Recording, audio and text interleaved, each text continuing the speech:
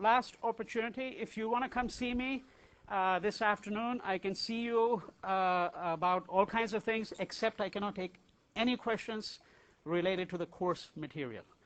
Okay, so if you want to have a chat with me about the nature of life in India, I would have to decide what kind of question you ask me before I can make an assessment as to whether I would be able to have that chat with you.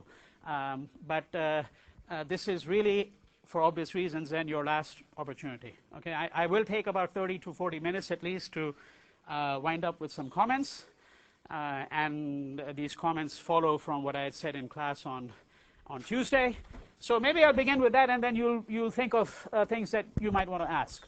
Let me remind you where I had basically stopped. I mean, I've been talking to you about globalization, and been talking to you about the bomb, right? And essentially the gist of the discussion was, well, where do we place India today, right? More broadly, you could say South Asia, but the difficulty with doing that, of course, is that it seems to me that Pakistan and Afghanistan is a bit of an issue here, because typically people who work on South Asia, in fact, actually never included Afghanistan within their ambit of study, and people who worked on the Middle East, or West Asia as it's called in India, never really worked on Afghanistan either. They thought that the South Asianists should do that, and the South Asianists sort of left it to the people in the Middle East, and the net result was that nobody ever really studied Afghanistan.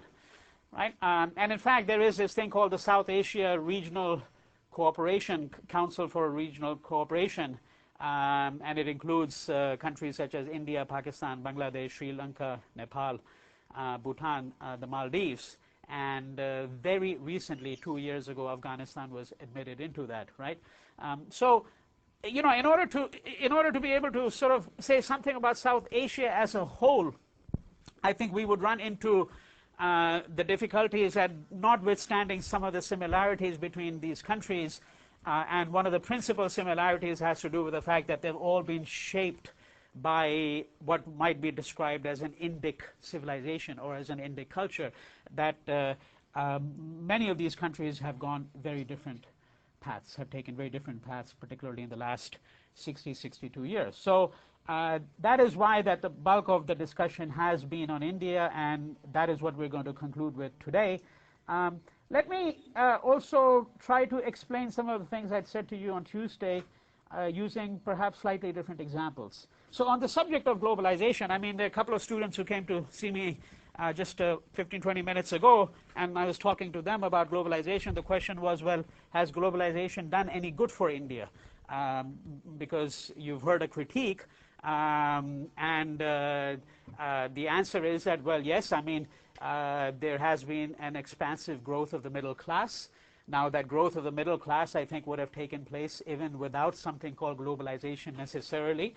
And I think the question here is not necessarily to make an assessment as to what has been good or bad about globalization, but in the first instance to try to understand what exactly is it that we're talking about. So if you're looking at something like outsourcing, I think that that's a very clear illustration of some kind of phenomenon that has developed, which has a fundamental relationship to, obviously, the global economy, global markets, and so on, right? And so if you had to take an illustration of what counts for globalization, or what might be one aspect of globalization, outsourcing would be an indisputable example. On the other hand, let me try to complicate it.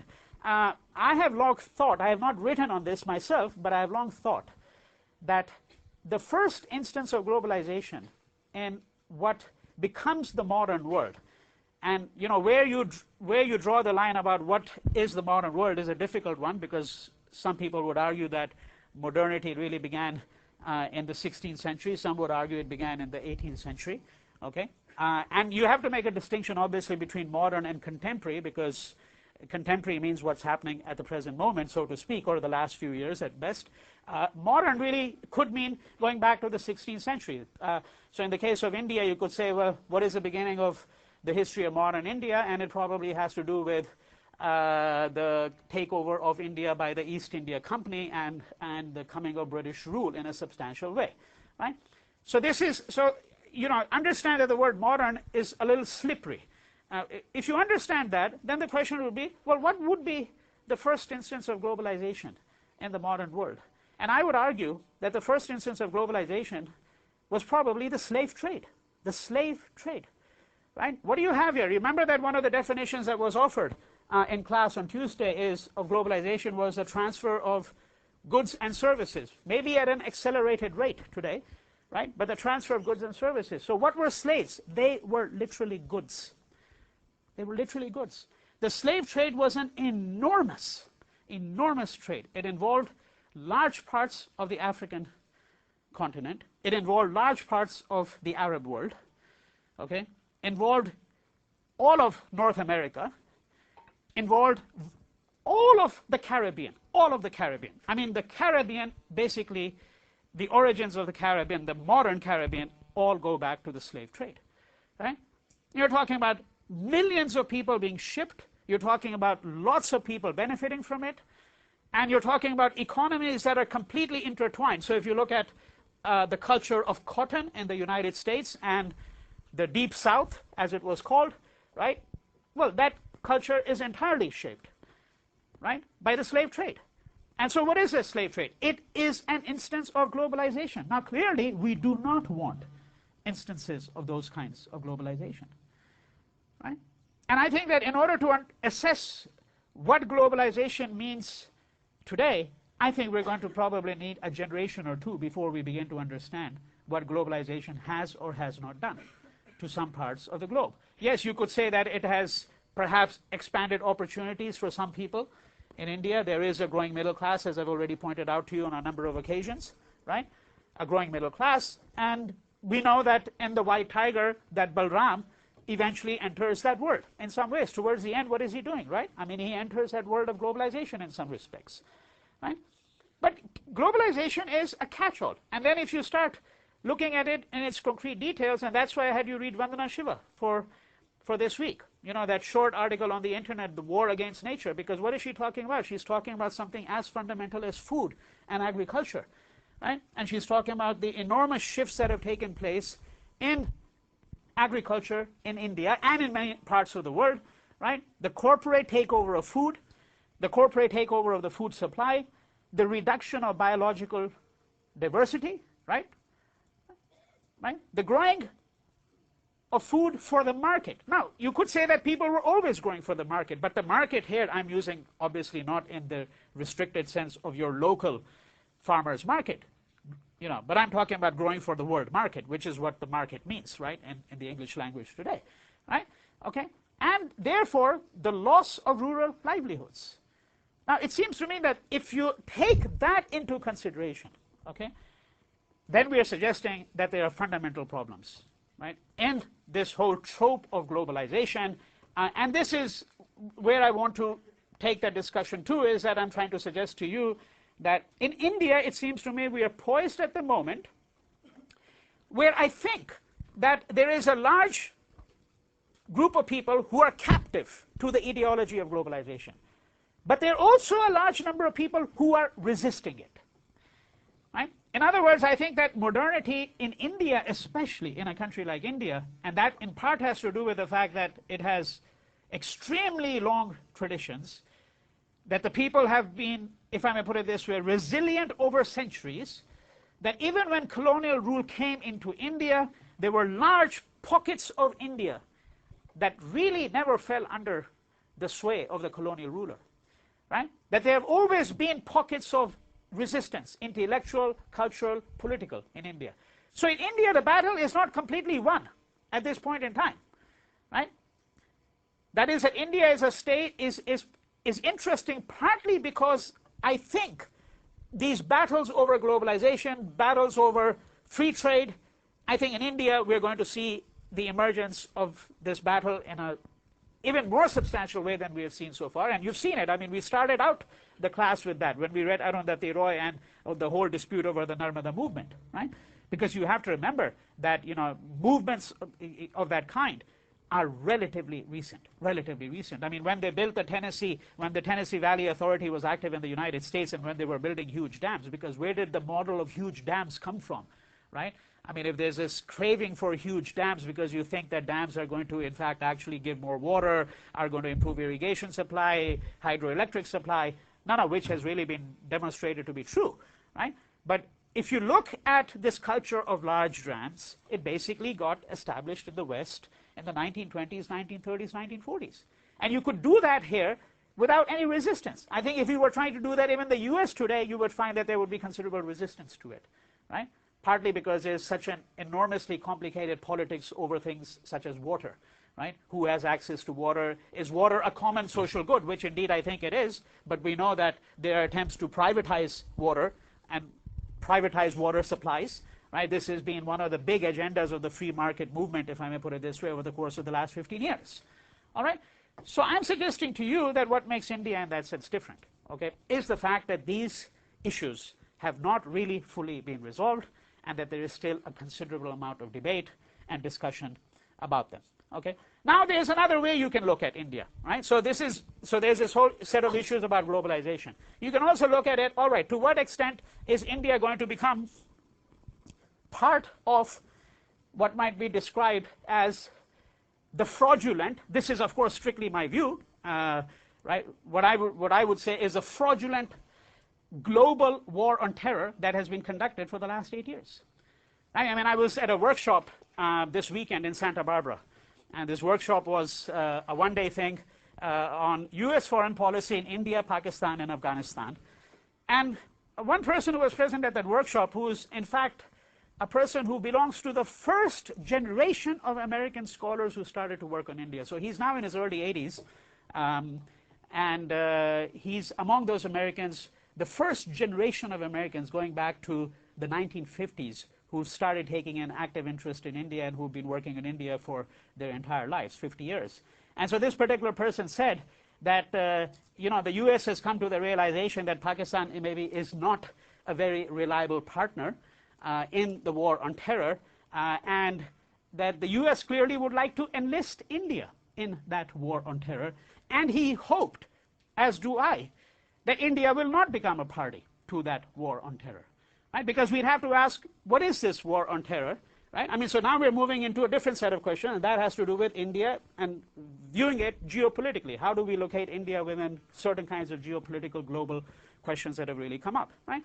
Now in 2002, let me take you back for a moment to 2002, right? So what happened in 2002?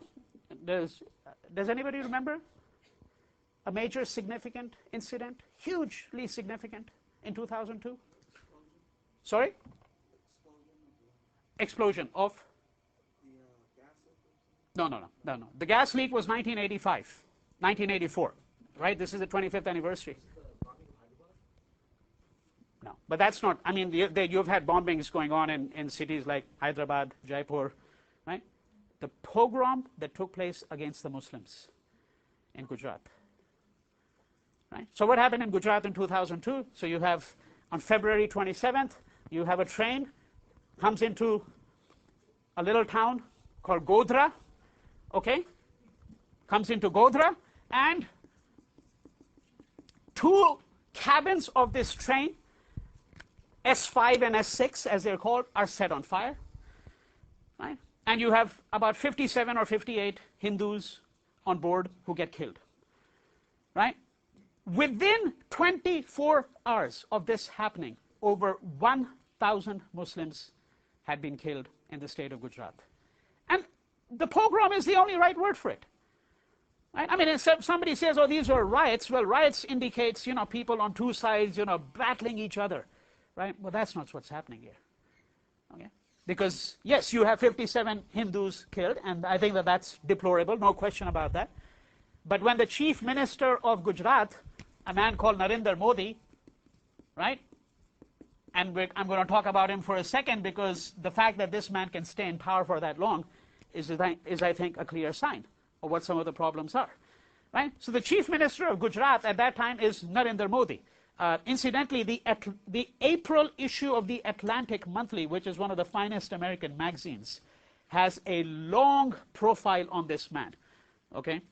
This is before the election results were announced, long before the election results were announced, because he also has prime ministerial ambitions He certainly has the ambition to become the Prime Minister of India, and the BJP, the Hindu Nationalist Party, had it triumphed, would certainly have wanted at some point, not in this election, but certainly at some point in the years to come, possibly in the next election, position him as their candidate for the Prime Minister. Right? So Narendra Modi is the Chief Minister of the state of Gujarat, where Godhra is located, in 2002. Right? And when these 1,000 Muslims were killed, by the way, the total number of Muslims who were killed were over 2,000, 2,500, 3,000, 200,000 Muslims were displaced from their homes, okay? And the vast majority of them today, 7 years after they were displaced, are still living in camps, 7 years after they were displaced, okay? So when he was asked what he thought about it, he quoted Newton's law, that whenever there is an action, there has to be a reaction of some kind. Right? This is his justification. Right? I'm not making this up. Go and check it out. Right? This is his, and he is an elected official. Right? And 6 months after this happens, Narendra Modi is going to be re-elected to power. Re-elected to power. Now, why is he re-elected to power? He's re-elected to power because one of the things that he is ridden high on, okay, one of the things that has contributed to his success is that he has fully committed himself to the development of Gujarat. Right? In fact, the whole claim that Narendra Modi makes, which many middle-class Gujaratis accept, is that he has been able to transform Gujarat, okay, into one of the most highly developed states in India. Get foreign investment, right? And what I'm saying is that there are two things that permitted him to do it. And this is going to tie up the discussion both to globalization and to one theme that has been prominent in this class, sometimes explicitly, sometimes less explicitly, and that is the whole ideology of development, right? And how we have to situate what's happening against this ideology of development, right? So the two things that Narendra Modi are able to use, one is the war on terror. In other words, after 9/11, I think in many parts of the world, political leaders came to the realization that if you wanted to sacrifice Muslims, right, if you wanted to assault them, you could do so and you could get away with it. Because there was a kind of a revulsion that had been built up, largely on account of the media, largely on account of the way in which the whole war on terror was being orchestrated, okay? And so the idea was that if you want to brutalize a group of people and not have to pay a price for it, really, right? Because that's exactly what happened in the US too, the infringement of civil rights of Muslims, and of course what happened in Abu Ghraib, Guantanamo. What is that all about, right? That you can use this pretext of the war on terror and you can brutalize some people and not be held accountable for it. Now, Narendra Modi and the middle class and the elites in Gujarat understood that fully well. Right? So you conduct a pogrom against the Muslims in Gujarat in 2002, and you know you're going to get away with it, which is exactly what happened. Exactly. Down to the present day.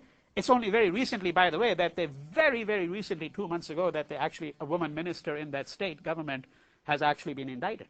You know? Right? But you knew that you could absolutely get away with it and not have to suffer the consequences. Okay? I'll get to you both to you in one just second, because I want to just complete my train of thought here. Right? So remember I mentioned to you two things that basically he's using as a cover. One is the war on terror, and the second is the whole ideology of development. That it's perfectly fine to be authoritarian so long as you can say to your people that, look, I'm delivering the goods to you.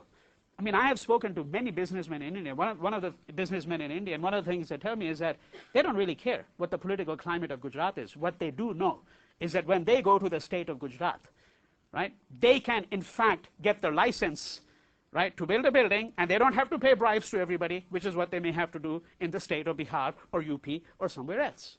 Right? So there is a particular relationship. This is what some of the readings are talking about, particularly the Nandi reading that we have for this week, between development and authoritarianism. That, you know, what is this contrast with China that constantly was being talked about? That, well, you know, in China, we've had a much accelerated rate of development, but China is also authoritarian. And so this question comes back to the following.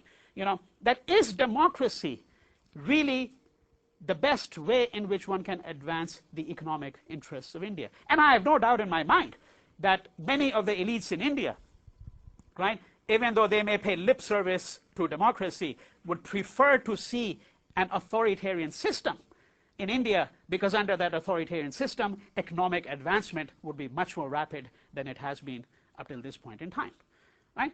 But these are, I'm suggesting to you, two very compelling and cogently thought out reasons. When I say compelling, I don't mean morally compelling, of course. That is compelling from the point of view of interpretation.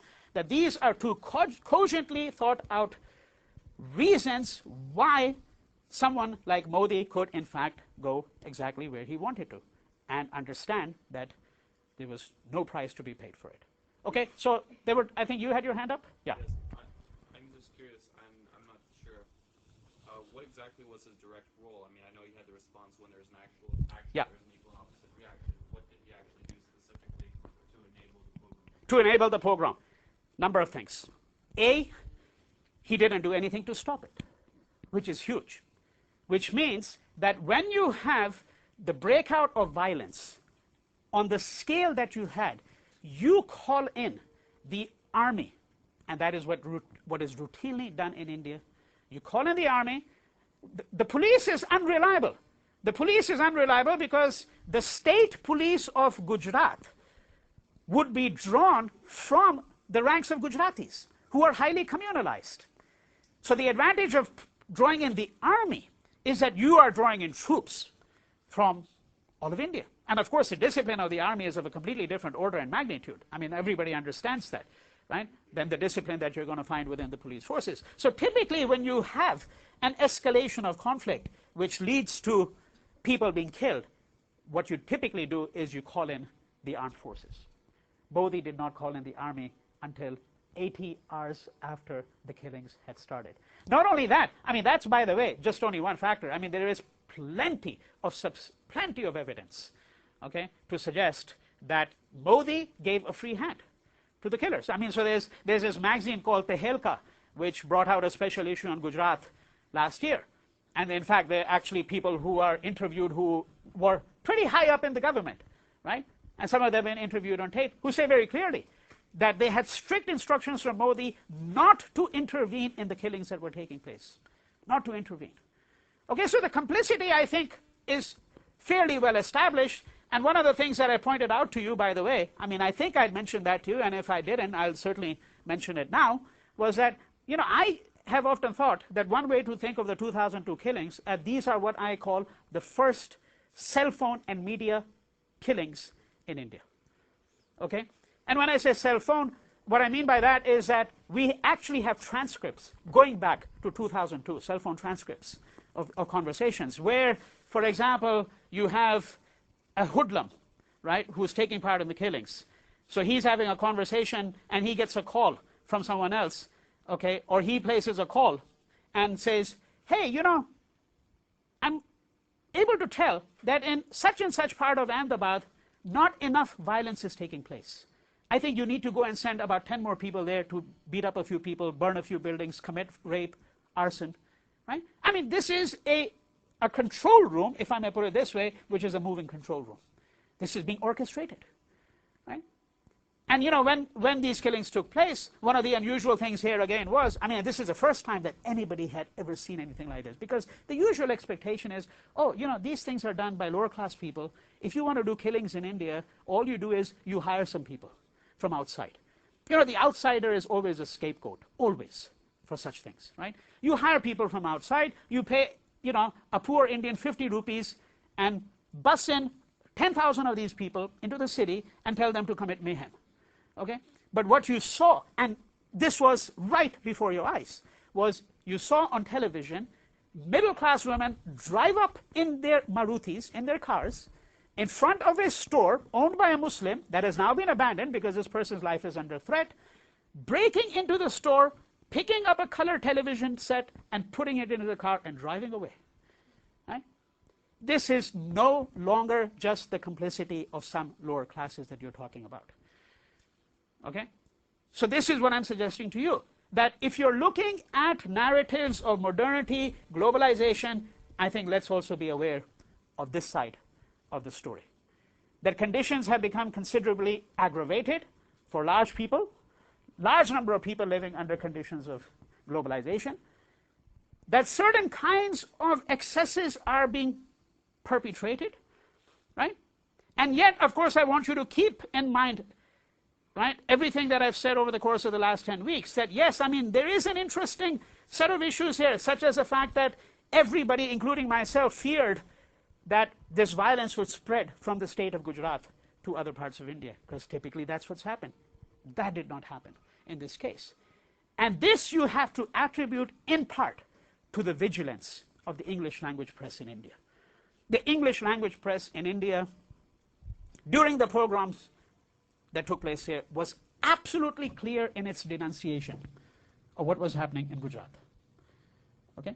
And so you have to give credit on the other side and say that this is, it seems to me, where the real strengths of Indian civil society and democracy are coming out. And that's a very long story, which I've gone over in very substantial detail, what contributes to this culture of democracy and civil society and so forth. Anjana, I think you had your hand up a while ago.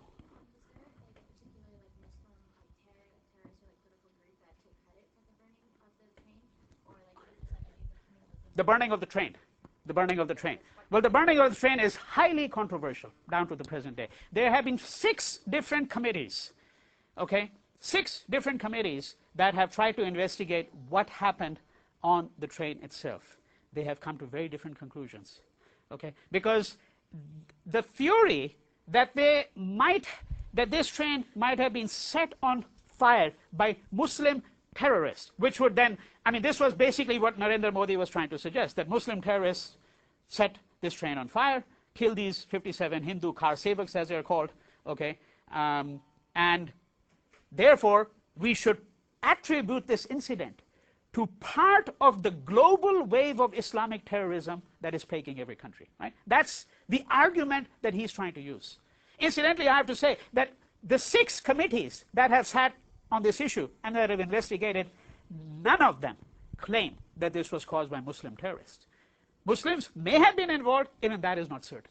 In fact, one committee report suggests, by the way, that the train was set on fire inside the train, not by outsiders, right? If it's set on train inside, and you know, this is where who the passengers are is important. These are people who are called car sevaks.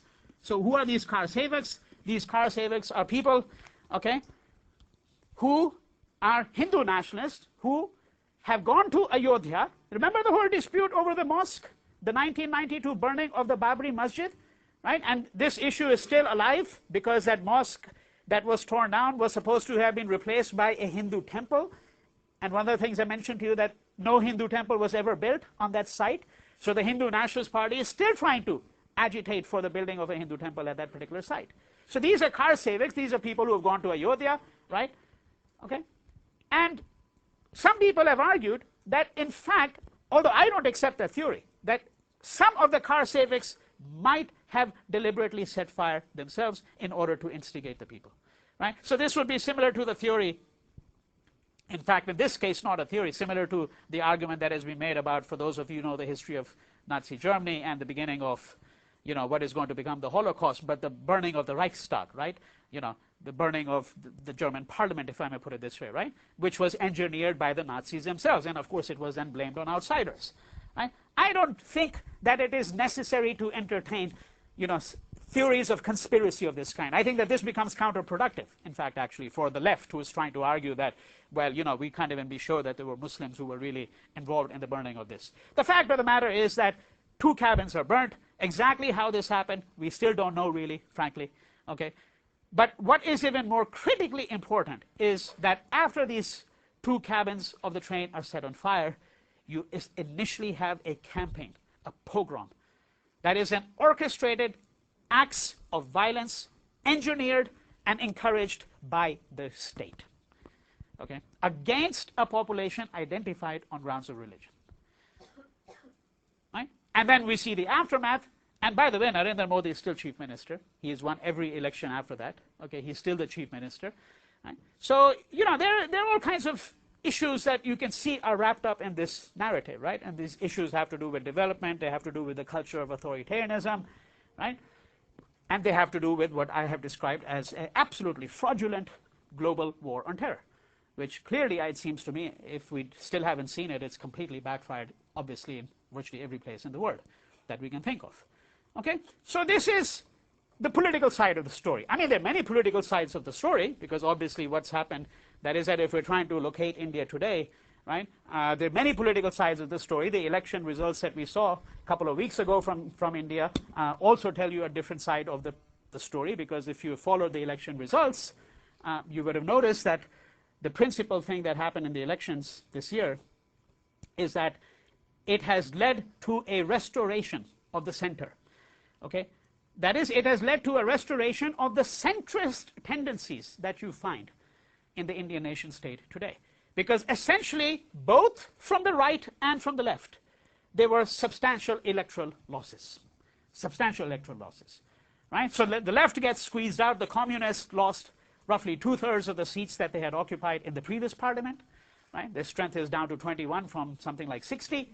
Right? And we know that the BJP, the Hindu Nationalist Party, also lost strength in this election. And there are many other interesting things too, such as the fact that it was very clearly seen that trying to mobilize people in India on the grounds of caste alone cannot work. Right? In other words, there is, for example, there is a party, I've talked to you about it before, the Bahujan Samaj Party, remember? Right? Led by this woman called Mayawati. So she is a woman, to just to refresh your memory, who has been, as I pointed out to you on a previous occasion, has been building these huge statues of Ambedkar, right? And always in the very close proximity to a statue of Gandhi. And she makes sure that the statue is going to overpower and overtower Gandhi, right? Okay, so she is a woman who leads this party, the Bahujan Samaj Party. This is a party of people who are lower caste. Right? The recruits are all lower caste, very substantial political presence in India. In fact, she's been pipped as a possible prime minister of India in the future. And I think clearly she was hoping that in this election she'd be able to make a very substantial impact. I mean, the projected number of seats that her party was supposed to win was 40 to 42. She actually won 21. Okay? Right? So what and what is the basis of that party? Basically, it's caste mobilization. That is the principal thrust. Right? And the fact that she's not been able to improve her electoral standing is, it seems to me, a very clear indication of the fact that you cannot hope to triumph in Indian politics simply on the basis of caste mobilization. And I think you can see why. You can see why, because one of the things we've seen is that it's not simply that electoral alliances can be very complex, but that there are many fault lines that divide Indian society. Those have to do with gender, they have to do with religion, language, caste, class, right? Linguistic affiliation, right? The cultural baggage that each community brings with it. These are all different fault lines. So some people might find that mobilizing along caste is inadequate, right? And this is what these elections have shown, that essentially if you're trying to mobilize people strictly on the grounds of caste, or you're trying to mobilize people on the grounds of ideology, and this is where I think the signs are hopeful. The fact that the Hindu right wing was not able to really triumph in this election is a very, very clear sign of the fact that, notwithstanding the immense wave of attacks that took place in India last year, and I'm referring not only to the Mumbai attacks of November 25th, okay, which all of you are familiar with because it was relayed on television and media here constantly as well. But you know, there were bomb explosions that took place in the cities of Delhi, Jaipur, Hyderabad, right? I mean, there were a series of explosions that took place over the year, right? But notwithstanding all of these explosions, notwithstanding all of these disturbances of the civil order, I think there's a very clear understanding, at least among a significant portion of the electorate in India, that that a political party cannot hope to win simply by saying, we're going to use this war on terror and we're going to use it as a pretext, okay? Which is what I think the Hindu right-wing parties were hoping to do, right? So this is what I'm trying to suggest to you, right? So we have seen some of the political dimensions. Now I want to turn to one last set of questions, okay, before I close. And this goes back to a set of questions that I'd raised before, okay? And that has to do with what I have described as an anxiety of influence, an anxiety of influence that is very pervasive. Okay, now whether we're going to see a shift in that or not, it's hard to say. What do I mean by this anxiety of influence? Okay, in order to understand that, I want to take you back to a distinction I made in the beginning of this class, and it has resurfaced every now and then. And that's a distinction between India as a nation state and India as a civilization. Okay, India as a civilization. So if you look at Pakistan, for example, I'm trying to suggest to you that one of the problems in Pakistan is that in Pakistan there has been a deliberate attempt over the course of the last 30 years especially, right? Since especially 1978 when Zia-ul-Haq took power, right? Now, what is it that Pakistan is trying to disown in the last 30 years?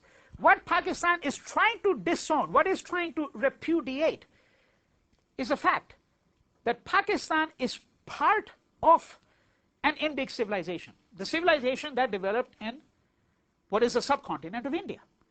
That the Islam that you find in Pakistan was not the Islam that you found, okay, in West Asia, in the Middle East, or in North Africa. Right? It's a very different kind of Islam. And one of the things that has happened in Pakistan in the last 30 years, then, is an attempt to move Pakistan away from the symbiotic relationship it has with India. Right? I mean, these India and Pakistan are twins, if I may put it this way, right? Who, like in Diwar, go their different way. Okay? But they're still attached. There's an umbilical cord between India and Pakistan. And when I say India and Pakistan here, I obviously include Bangladesh too. Right? There is an umbilical cord. That cord is the cord of Indian civilization. Okay? Pakistan wants to move away from that. It wants to become part of, if I may put it this way, the Muslim imagination of West Asia. And that is, of course, what has been happening in Pakistan. Greater influence of Wahhabism coming from Middle East, of the Salafi, as it's called, strands, which are much more orthodox strands of Islam coming into Pakistan from the Middle East. Right? It's an attempt to repudiate the civilizational heritage of Pakistan, okay, which is rooted both in Islam and also rooted in India. Okay, that's the fundamental shift that I'm suggesting. Okay, now if you move to India for a second, okay, when I say then anxiety of influence, I'm suggesting to you this anxiety comes from the fact that Indians, especially elite middle-class Indians, and now their worldview is changing a little bit, by the way, because India has become a little bit more prominent, if I may put it this way. But you have to remember that until 15 years ago, I mean, India was virtually invisible in the West, virtually invisible. I mean, so the only time you ever heard anything about India, and this really agitated the middle class in India, they'd say, oh, you know, the only time anybody ever takes any interest in India is when we have a gas tragedy and 10,000 people die. Or the prime minister gets assassinated. Then we're on the front page of the Washington Post, the New York Times, or CNN, you know, whatever it is, right? But otherwise, nobody takes any interest in this country at all.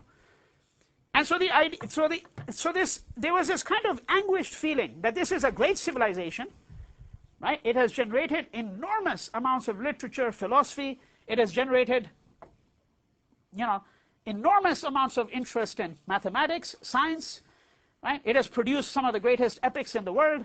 This is a civilization with a distinct culture. It is enormously complex with hundreds of languages, right? And yet nobody pays any attention to us at all. And of course, one of the reasons nobody paid any attention is precisely for the kinds of reasons that I mentioned to you over and over again in this class. That one of the problems of modernity is that the only kind of language we understand is the language of the nation state, not the language of civilizations.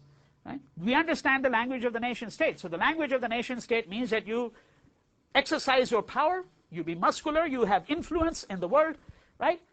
I mean, having the Mahabharata and having Bharatnatyam and samosas is not going to get you too much mileage, if I may put it this way.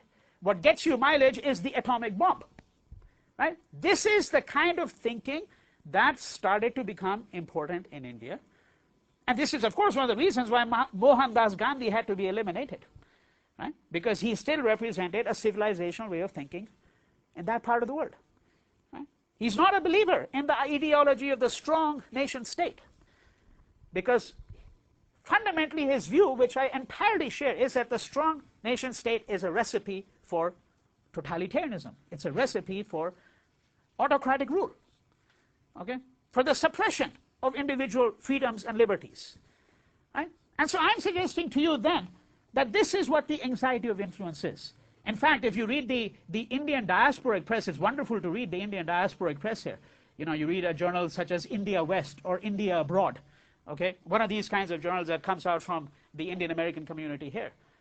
You see this anxiety constantly. So, you know, they'll publish an article. I mean, this is one of my favorite examples, you know. They published an article, for example, 3 years ago, and the article headline is, Henry Kissinger states that India is destined to be a world power. They're saying it with great admiration, right? They're saying, look, Kissinger is saying it. And then, of course, you have to ask, well, why should we take the words of a war criminal so seriously? Because what is Kissinger, right? I mean, that's what he is, a war criminal who orchestrated a war, okay, in Southeast Asia, right? And Kissinger says it, and so the Indian middle class feels legitimated because, hey, you know, a statesman in America has said that India is going to be a world power. We should feel proud about it, right? That's the anxiety. And the other part of the anxiety is this constant sense, provocation that they feel that India is being always compared to Pakistan, or on the other hand, to China, right? Both of these comparisons don't sit easily with the Indian middle class. Pakistan, for the obvious reason that the Indian middle class basically has contempt.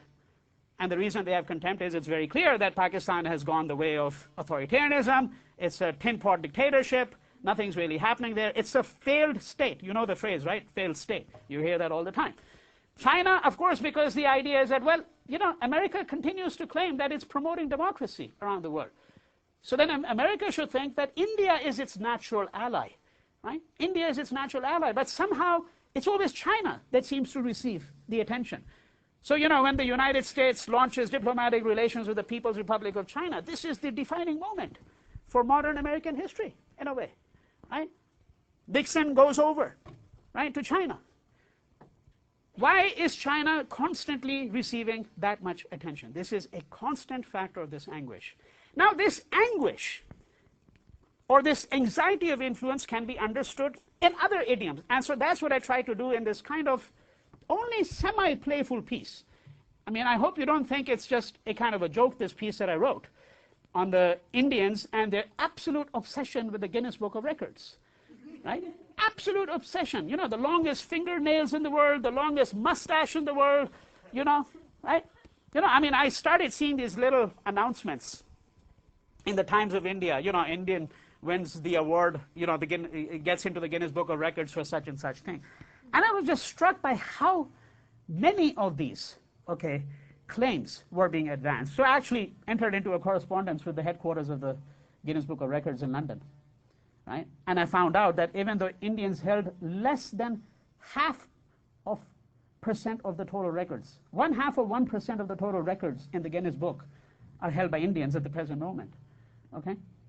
25% of the claims that were being sent to them, because, you know, these claims have to be authenticated. There's a procedure for authenticating the claims. You know, if you've claimed you've eaten 600 hot dogs, you know, in 24 hours, well, somebody has to be able to authenticate the claim in a certain way, okay? 25% of the claims were being advanced by Indians, okay, according to the Guinness Book headquarters in London, okay? And so then you say, you know, what kind of accomplishments, why are we so eager to get into the Guinness Book?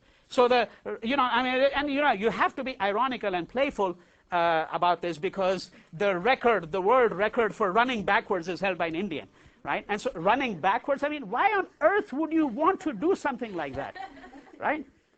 Right? I mean, you know, and you say to yourself, well, is there some pattern here? The pattern has to do with how a culture of competition, a culture where you judge a place by how many awards and prizes it gets. I mean, there's so many awards and prizes today, by the way, that I'm firmly persuaded that even the most mediocre person in the world will eventually win some prize or award before he or she dies. You know, I mean, they're just dime a dozen, you know, okay? But why do we feel so compelled You know, I mean, every third website, I'm about to establish a website, by the way, so you can check it out in a few days. It's going to be called vinaylal.com, right? And I can tell you very proudly that I have won no award for any book so far, okay? But every website of this kind that, you know, of the one that I'm setting up, you know, by someone who's written several books and so forth and so on, says award-winning author, you know, right? And you say, well, what does that really mean? Why do you want to legitimize yourself? It's the same mentality that informs this passion and obsession with the Guinness Book of Records, okay? Right? So when you read that piece, you have to think to yourself, what is the dialectic at work here?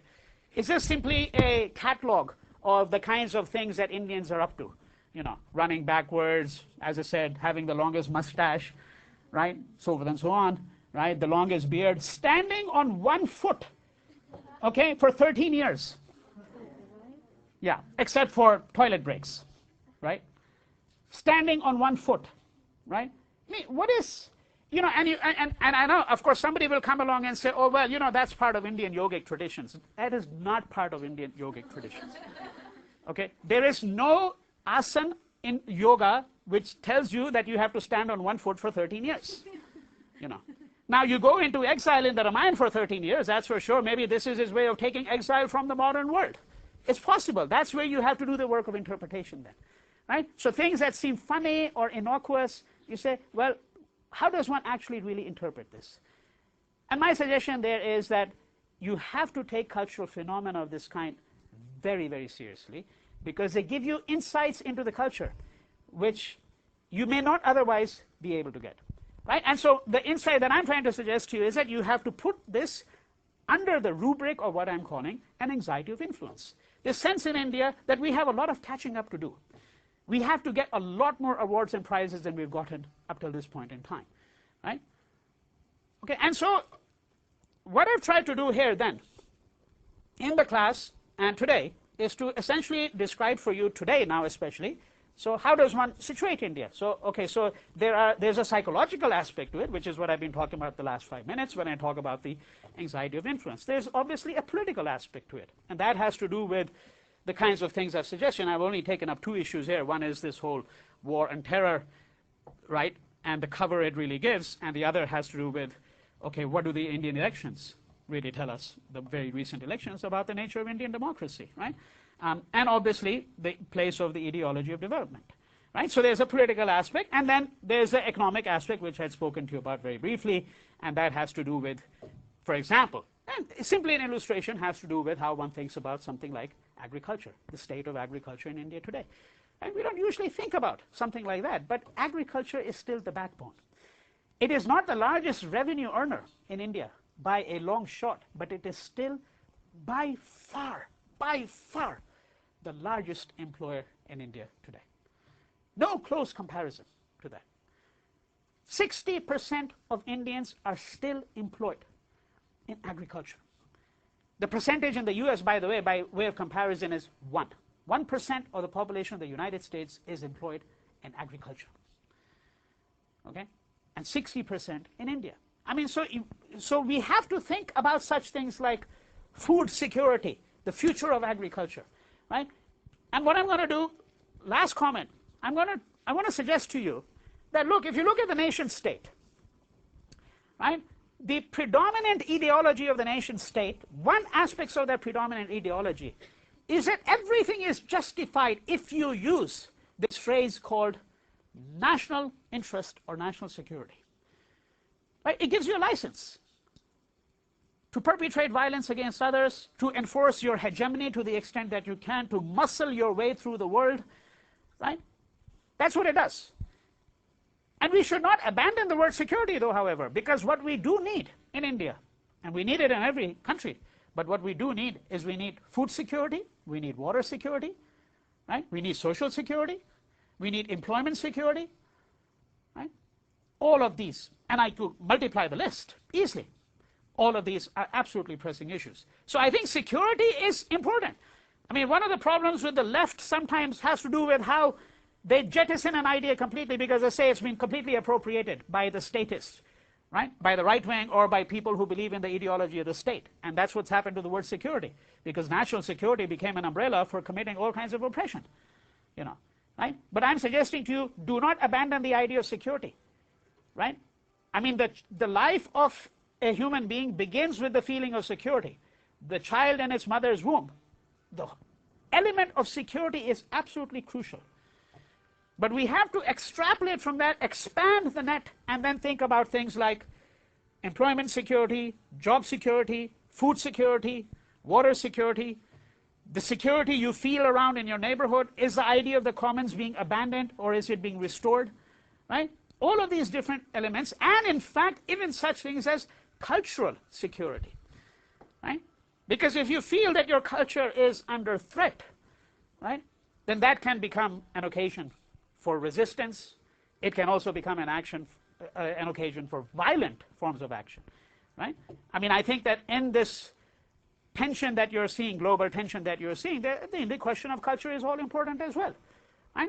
So we shouldn't want to reduce security only to primordial elements such as food, water, all of which are critical, but we need to think about things such as cultural security as well. All right, so this is, I think, where I'd like to end the class. And we've got roughly about 5 minutes, because I need to leave about 10 or 15 minutes towards the end for you to do the evaluations and for me to hand out the exams to you and let you read them very quickly. So we have about 5 minutes in which I can take questions now, if anybody has any questions they'd like to ask about anything related to the course up till this point in time. Is it available online, the final exam?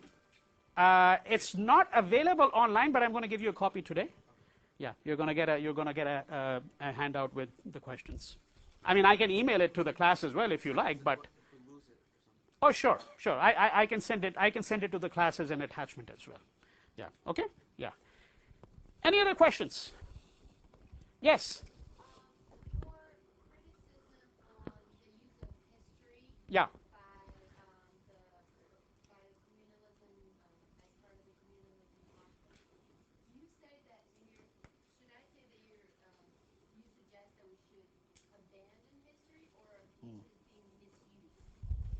Well, neither of the two.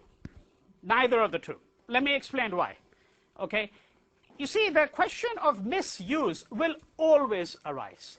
When you find a particular strand of thought or ideology not to your liking, then the inclination is to think it's being misused or it's being abused. That's the other word that's used. So if you ask a scientist, okay, if a scientist starts talking to you and says, hey, the greatest thing in the world is modern science.